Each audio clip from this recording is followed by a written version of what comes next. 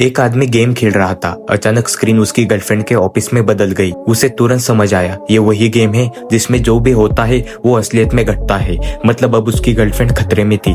घबराकर उसने ऑफिस में फोन लगाया और उसे तुरंत बाहर निकलने को कहा। लड़की टैक्सी में बैठकर घर की तरफ निकली, लेकिन तभी निक ने देखा टैक्सी ड्राइवर असल में वही रहस्यमयी शख्स है। निक ने फौरन कॉल करके सच बताया। सिग्नल पर रुकते ही लड़की दरवाजा खोलकर भाग निकली। वो पूरी जान लगाकर दौड़ी और जैसे तैसे घर पहुंची, लेकिन वहां भी खतरा खत्म नहीं हुआ। दरवाजे पर कुछ लोग फायर ब्रिगेड बनकर आए और फिर से असली रूप दिखाकर निक और उसकी गर्लफ्रेंड को पकड़ लिया। अब उन्होंने निक को कंप्यूटर पकड़ा दिया, खेलो और जिसका स्कोर सबसे ज्यादा होगा उसे मिलेगी लड़की। निक जान लगाकर खेलने लगा। स्कोर बोर्ड पर सबसे ऊपर पहुंच भी गया, लेकिन अचानक उसकी स्क्रीन लॉक हो गई। सिस्टम ने कहा खेल तभी खुलेगा जब तुम अपनी गर्लफ्रेंड को कोई ऐसा राज बताओगे जिससे वो टूट जाए। बेबस निक ने कबूल किया। कुछ साल पहले वो गर्भवती हो गई थी, पर मैंने ही उसके पानी में दवा मिलाई और उसकी वजह से उसका गर्भपात हुआ। ये सुनकर लड़की का दिल टूट गया, लेकिन सिस्टम ने शर्त रखी, अब तभी अनलॉक होगा जब वो तुम्हें माफ करेगी। हालात से मजबूर होकर